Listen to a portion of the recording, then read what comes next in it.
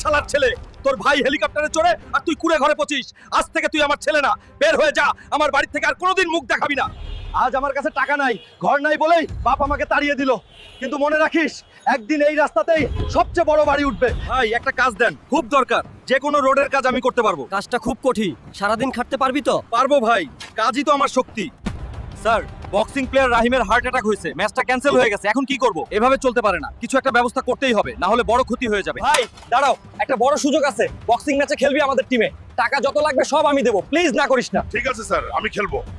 আর কিছুক্ষণের মধ্যেই শুরু হচ্ছে হাল্ক আর কালা রেন্ডার মহা বক্সিং ম্যাচ। কমেন্টে বলো তোমরা কাকে জিততে দেখতে চাও। কি রে পচা পালং, তুই রেন্ডার সাথে লড়বি নাকি? বন্ধুরা আমাকে শুধু একটা লাইক দাও, তাহলে রেন্ডাকে আসল পাওয়ার দেখাবো।